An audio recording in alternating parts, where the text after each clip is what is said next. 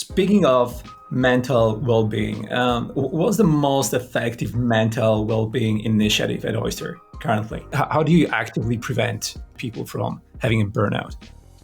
Yeah, so there's two components of that. One is you have to have some principles of how you want to reduce the unnecessary stressors of business on people. Life is already challenging. Why work has to make life more challenging? So work has to at least not hurt people. And so how we do that is by designing a work experience that makes people have a high degree of flexibility and freedom and sense of mastery of their life.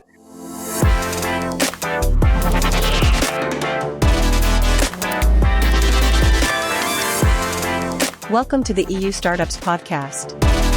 Sit back and enjoy the show hosted by Marcin Lewandowski. This episode of EU Startups Podcast is brought to you by Vanta. Whether you're starting or scaling your company's security program, demonstrating top-notch security practices and establishing trust is more important than ever. Vanta automates compliance for ISO 27001, SOC 2, and more, saving you time and money while helping you build customer trust. Plus, you can streamline security reviews by automating questionnaires and demonstrating your security posture with a customer-facing trust center, all powered by Vanta AI. Over 7,000 global companies like Atlassian, Flow Health, and Quora use Vanta to manage risk and prove security in real time. Get a special offer of $1,000 off at vanta.com/EU startups. That's VANTA.com/EU startups. Hey everyone, this is Marcin Lewandowski and you're listening to the EU Startups Podcast. My guest today is the one and only Tony Jamous, the CEO and co-founder of Oyster, a unicorn and hyper-growth company that empowers companies to hire, pay, and take care for team members globally. Over the last years, Tony has raised over $230 million for Oyster, grown the team to over 600 plus people across 60 countries, grown their payment volume to emerging economies by 86%, increased compensation and benefits access for workers in emerging countries, helped over 4,000 people get certified on Remote Ready, achieved B Corp status, and build in public to show how they work remotely. Everyone, give it up for Tony Jamous. Tony, it's such a pleasure to have you on the show. It's a pleasure for me to be here, and hello, everybody. Awesome. Tony, let's dive right into it. Can you share your personal journey from, I know you're open about it, so I'm going to ask, so can you share your personal journey from experiencing burnout after exiting Nexmo to funding Oyster? What insights did you gain during your retreat, and how did it redefine your approach to leadership? So my first company I started was 14 years ago. Mm-hmm. This company was called Nexmo, was an API business for building communication applications. Yeah. I grew that rapidly. In 5 years, we reached 100 million of revenues. I took it public after 5 years by merging with a company on the New York Stock Exchange, mm-hmm. Which led to its acquisition by Ericsson for over $6 billion. And then when I finished this experience, I took some time off to really focus on my mental health, mm-hmm. Because during that phase, I was probably in constant burnout mode, and my coach at that time, after we finished this business, told me, his name was Pascal. He told me, you could have achieved the same level of success and maybe more by taxing yourself less and taxing others around you less. And that resonated with me. And I went on this journey to understand, how can this be possible? So I did a lot of what I call inner work during that year, essentially looking inside of me, understanding my reactivity. And it turned out that I had this thing called PTSD, post-traumatic stress disorder, which is a heightened sensitivity to fear.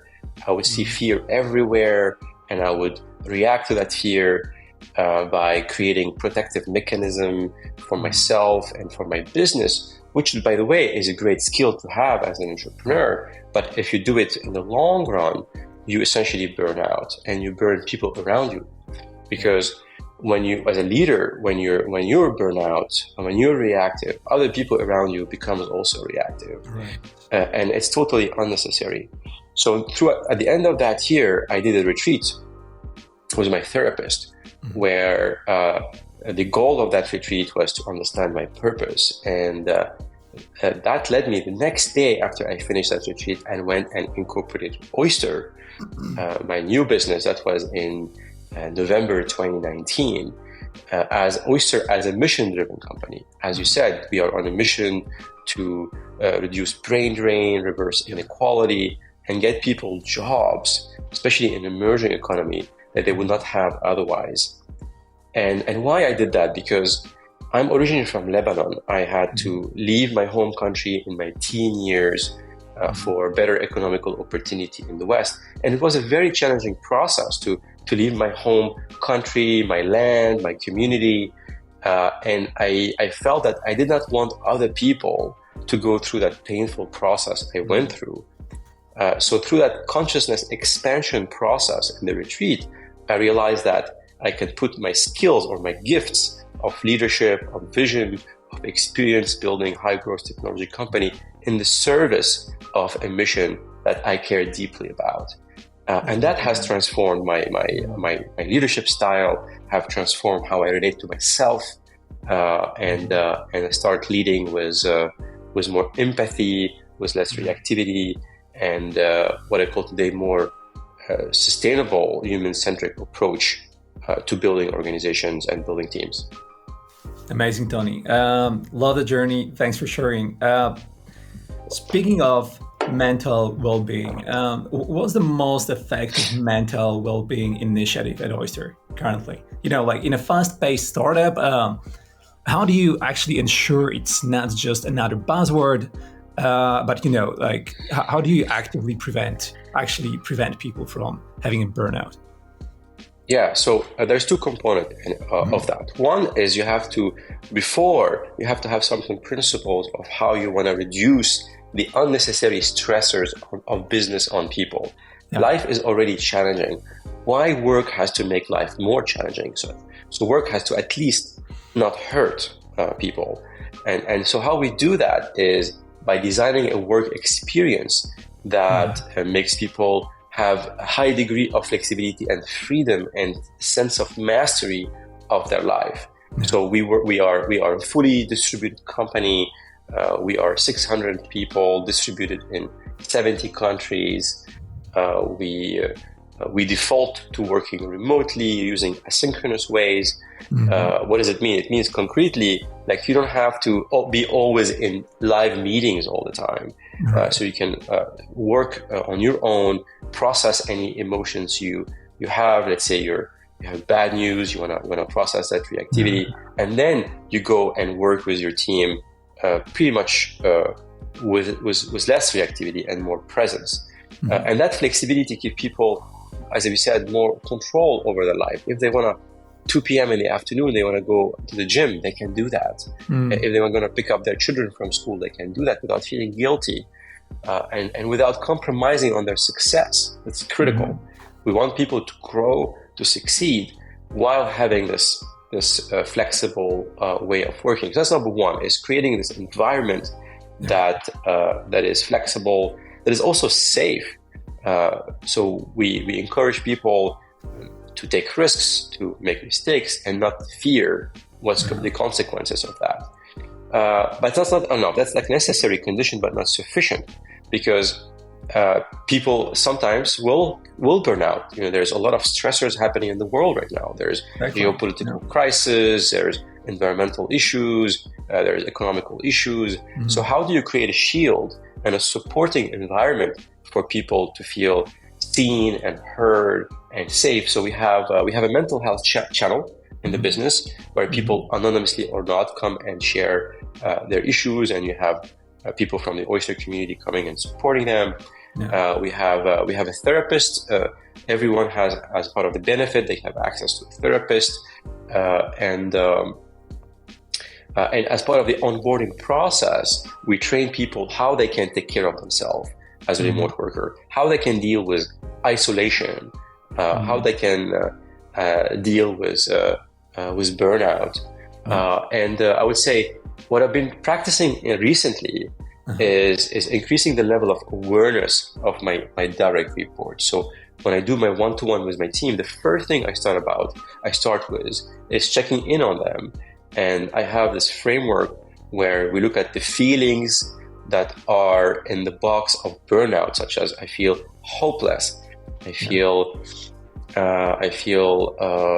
overworked, and all of these feelings. And then we look at other areas. Okay, what does it take you to move into a recovery mode or a high performance mode?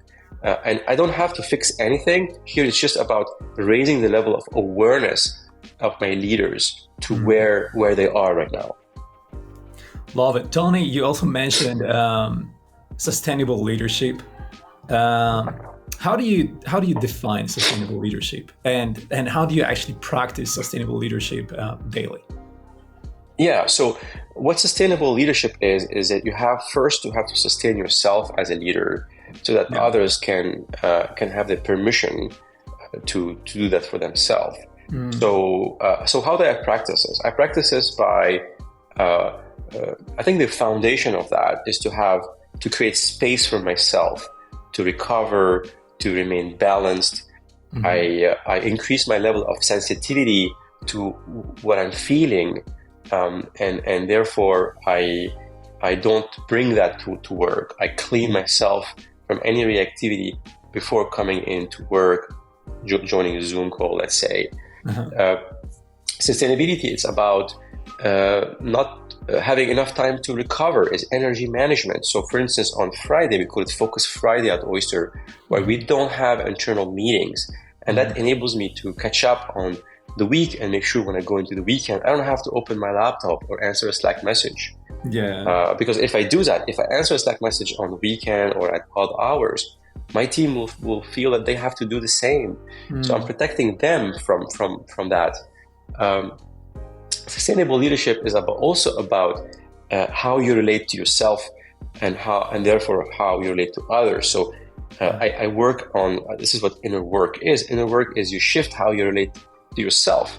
I don't want to look at myself and blame myself. I don't want to have negative thoughts about myself. I should do this. I'm not good enough. All these thoughts have to disappear.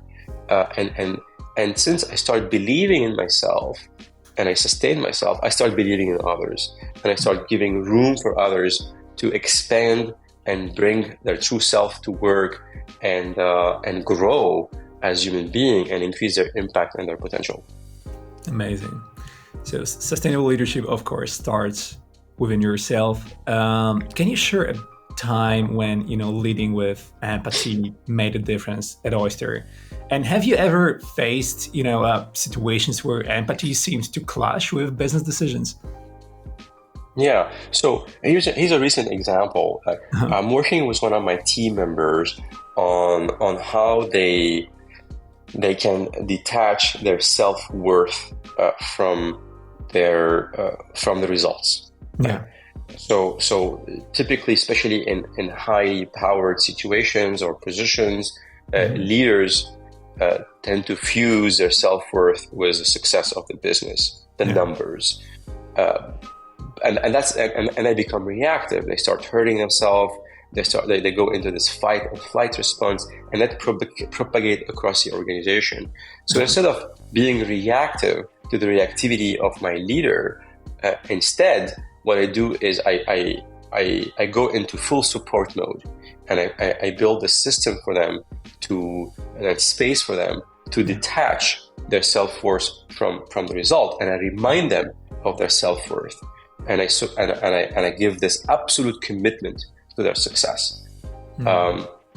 So that's an example of how I lead with empathy. Although the result might not be great, but the human being is still amazing, right? Yeah. Is still loved, is still worthy of my support and of my attention and of my care. So the second part of the question is does it conflict being an empathic leader and being highly powered, financially driven leader? It does not. It's actually it's a different dimension. It's a complementary dimension. You can be extremely successful. You can be extremely driven. You can be extremely ambitious, and at the same time, you can drive these human-centric behaviors. I like to use this image of the one of the spiritual images or concepts I have is the eagle versus the condor. These are two energetic systems that I turn on and off depending on the situation. So what is the eagle? The eagle is this predator. The eagle kills to eat. The eagle is a flight and fight mode. He flies very fast, uses a lot of energy. The eagle, so I use that mode when there's a crisis, when there's something urgent, when it's about beating the competition, and so on and so forth. But that mode, if I'm in that mode for too long, I burn out and I burn people around me. So I create awareness to shift into the condor mode. The condor is actually fly higher than the eagle with less energy, using the airstream, so less is more efficient, has bigger vision, and is much more nurturing. The condor has one child every 2 years, versus the eagle has like 5 children every year.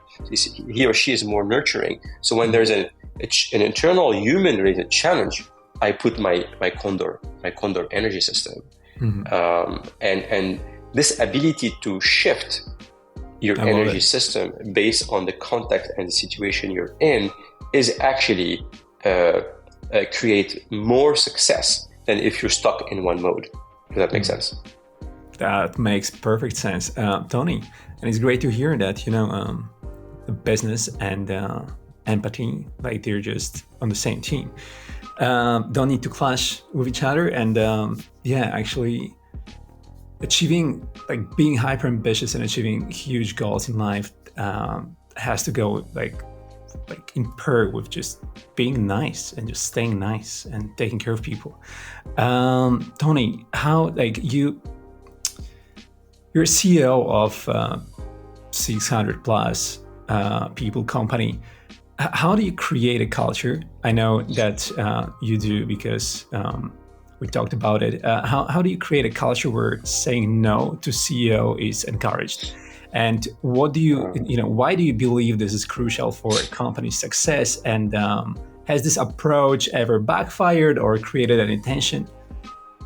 Yeah, that was challenging for me to go through that, because CEOs are full of ideas. And there's also this expectation or perception from people when they join an organization that a CEO is like the biggest decision maker, the only decision maker, and his or her word has to be executed right away, right? Everything the CEO would ask is in a sense of urgency, and that becomes very taxing for people. And actually, if the CEO is in brainstorm mode and people think that this is required to execute right now and it continues for a long time, it leads to burnout in people and loss of trust. So there's two things I do to do that. First is I remind people that my time horizon is not the next 6 months, in the next 2 years.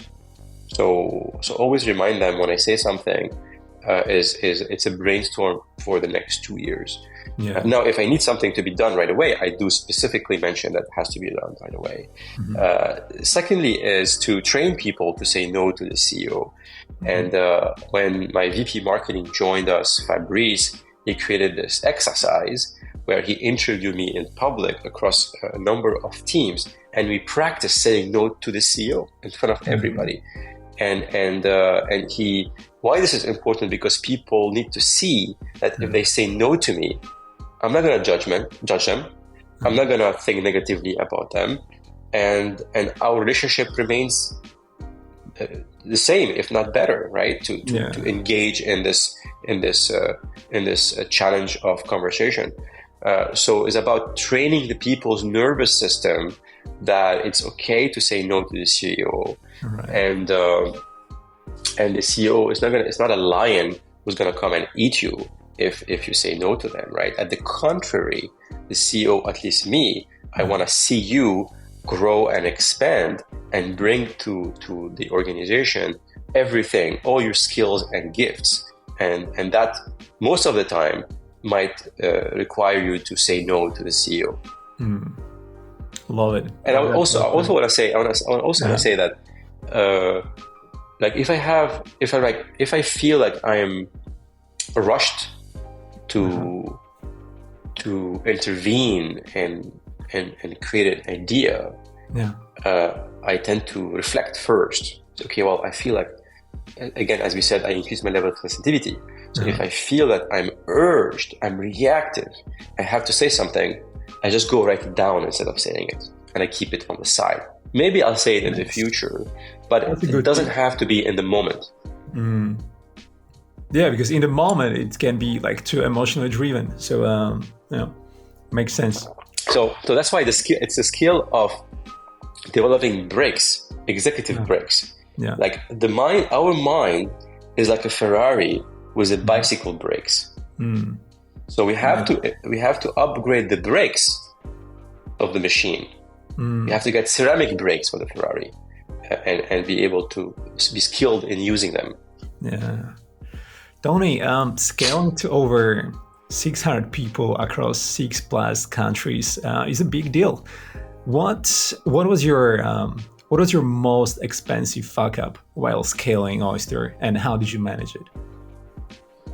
Yeah, so the most expensive fuck up was pretty expensive because in the first 2 years of the company, we started this business in January 2020, and the pandemic was a launch pad for this business. Like everybody wanted our stuff, but we didn't have a product.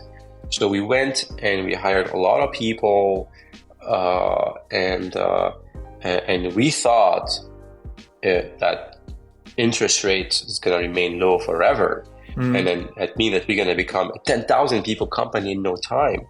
Yeah. So I went and built an organization and a leadership structure that enabled us to get to 10,000 people company.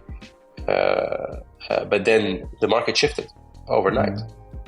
So I had to back off from that strategy of growth at all costs to move into an efficient growth strategy. And that was pretty costly. It was pretty costly because we had to do 2 rounds of reorganizations last year. I had to let go some of my dear colleagues that I value them so much. It's always hard. And I was hoping, it was always hard to do so. And that taught me to develop the financial controls of the machine more strongly and more accurately, to be able to steer the machine in a way that is not uncontrollable, right? So I learned the necessity of having fine financial controls as we grow the business. Tony, remote work sounds great, right? Like all the benefits that come. It is great. It is great. But actually, what are the hardest parts that no one talks about? Like how companies can, effectively manage and support a fully remote team? And maybe a follow-up question to that. What's your boldest prediction for the future of remote work? Yeah. So, look, remote work done well is better for business, better for people, and better for the planet. But done well is hard. It is hard. You have to really commit on it from the top. You have to develop this operating model that default to asynchronous way of collaboration and communication, and you have to train people on it, and you have to commit for it from the top, as we said. Yeah. Now, even though if you do it really well, as we do at Oyster, there's still some significant challenges into it, which is around feeling isolated. I live in the island of Cyprus. I'm the only employee in the island of Cyprus. Now, remote work enabled me to live where I want to live, near the beach, amazing lifestyle, but sometimes I feel lonely, and I feel disconnected from my team. So therefore, and it's not only me. I think that's a shared feeling of isolation of many remote workers. So which means that you have to look at your part of your job is to deal with that sense of isolation, whether in your organization. So frequently develop social connection with your teams. At Oyster, we have certain tools and framework that enable us to do so.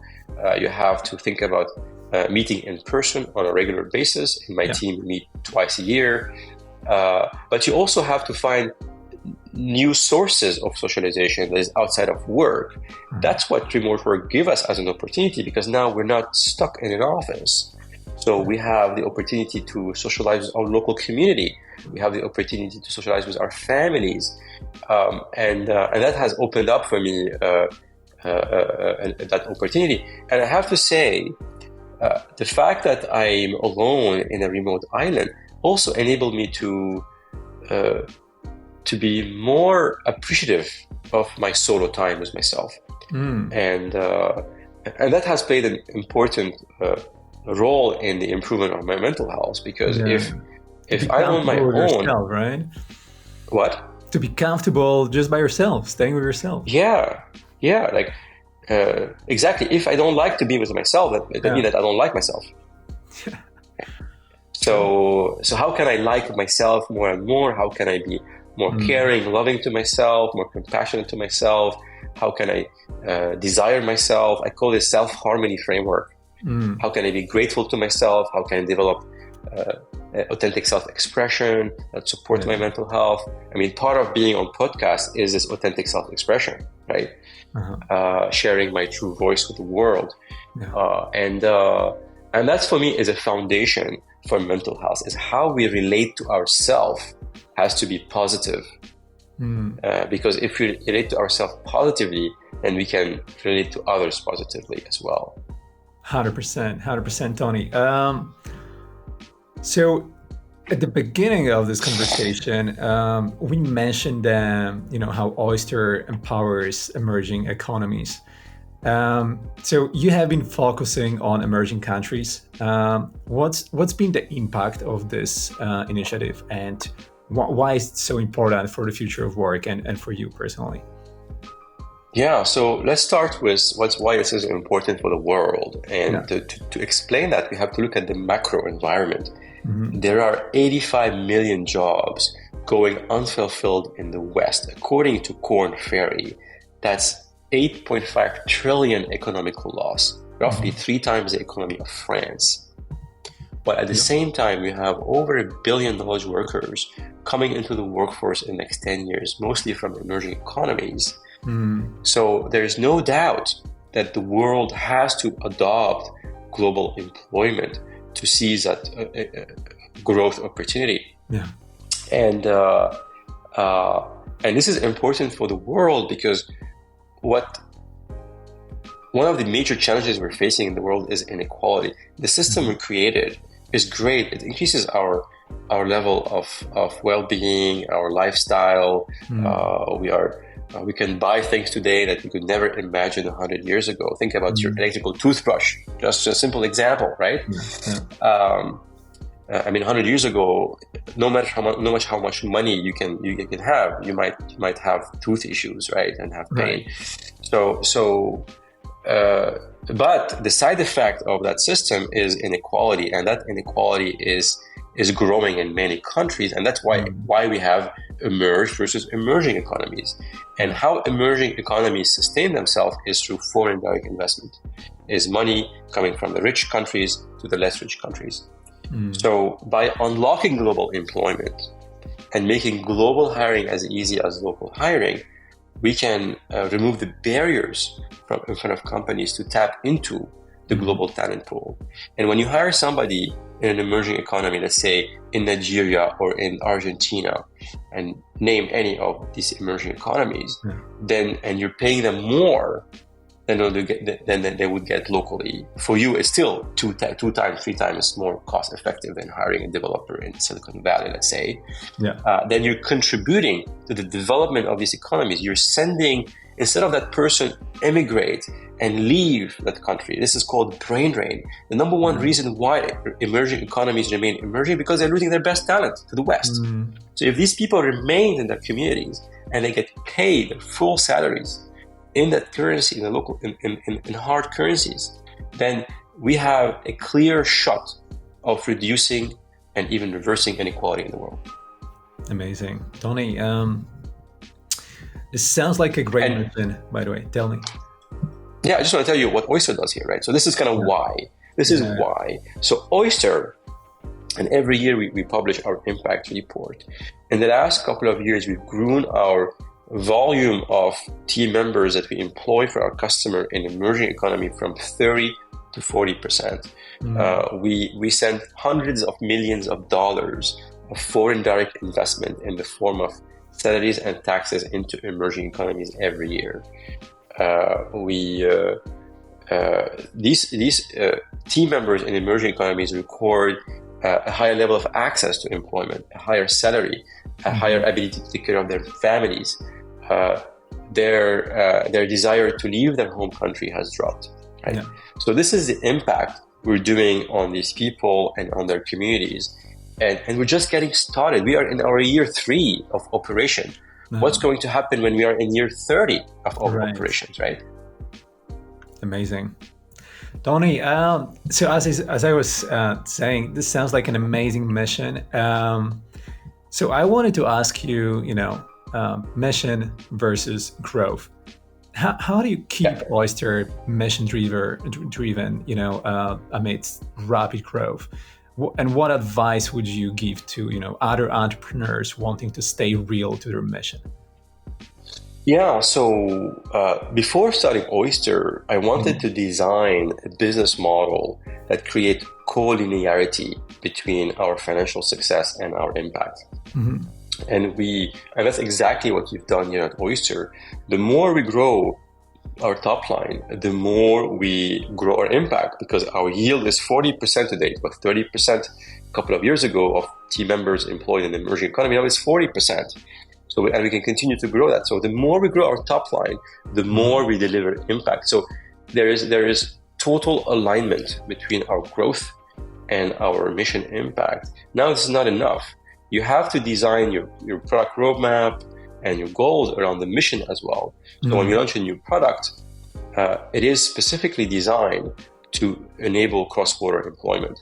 Some of our rivals, they don't do that. They're just using any opportunity they can see. They are becoming multi-purpose platform. They are helping companies in the US hire people and employ them in the US, for instance, right? So we are very clear of why we're here. And that gives us clarity around our product roadmap and why we're here. And that supports our success and our growth.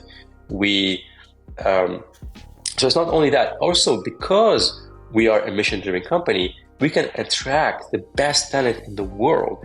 People that joined us, they're not here just for the paycheck.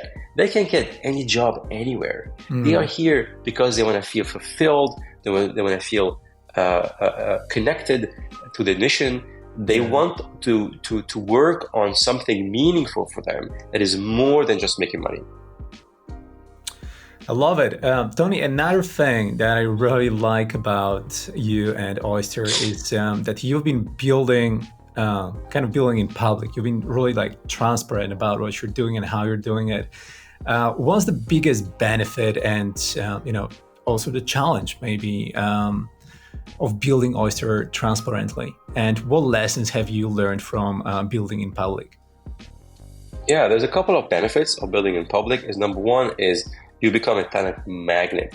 People can see the insides of the organization, how we operate, why we do what we do, and we attract people. We received in the last few years on a monthly basis, on average, more than 10,000 job applicants per month. So we become this talent magnet. And the second benefit is that our impact goes beyond Oyster, because we want Oyster to be a role model. It's a laboratory of a new way of leading and building business in the world that is more mission-driven, human-centric, and we want more companies to be like Oyster. so that we can multiply our impact in this world. And some of the drawbacks of that is well, you put yourself out there, and you're going to be open for criticism. Some people will look at what you're saying, and inside of the company, things might not go in the same direction. You have some conflicts because, hey, you're portraying what the ideal scenario is, but the reality is always slightly different, and it's always a work in progress, right? So that's a risk I'm willing to take, by the way, because the benefits of infusing the Oyster model into the world has more benefit than drawbacks. Got it, Tony. And actually being in public and being kind of exposed to all this criticism, like also the way how you communicate this, even if you communicate like the ideal version of how it should be, or you are like your pursuit is to like reach this highest, most like the highest quality version of things that you're doing. Obviously, like life will happen, right? There will be different challenges on the way. The reality might turn out different, but the pursuit to actually get there will always take you higher and better than if you just, kind of agreed on status quo and not try to do anything about it. So, yes. Yeah. Maybe this is going to be a last one, actually. And I've been loving this interview so much, and having you on the show, I could talk to you for hours and listen to your insights and like what your stories and journey, what you got to share. But Tony, let's talk about your ideal leadership retreat. If you were to organize a leadership retreat for other startup founders, let's say, where would it be? What activities would you include, and who would be your dream guest speaker to open with? That's a great question. So actually, we're doing one in September. We're going to do one in Barcelona. So we picked Barcelona because it's easy to access for both my US colleagues and my European colleagues. We didn't want to be in a city. So we're 1 hour away from the city in nature. Because we don't want, these are a very special moment where we want to connect with each others, and we don't want to be in an urban area where we're like so solicited by all these marketing messages and restaurants, and so there's going to be some team building activities that we're going to do. Obviously, we have an agenda for work that we want to achieve, and that agenda is going to be around the strategy for the company for the next 2 years. And I'd like to include some activities such as breathing exercises together, like group breathing exercises, so we can sync our nervous system, but also expand our consciousness as leaders and see the bigger picture of why you're here. Because in the day-to-day, you're caught into like quarterly goals and numbers, that we want to go beyond that. We want to strengthen what brings us together, the mission and this commitment to making a positive change in the world. Sounds amazing, Tony. Can't wait for you to come to Barcelona, because I really want to meet you in person again and spend some time together before you go on your retreat. And thanks so much for joining me on the show. It's been so lovely to have you here. I think people will love this episode. I hope they will. I know they will. Thanks so much for your time, and I hope to see you soon and talk to you soon, Tony. Thank you, Marcel. See you soon.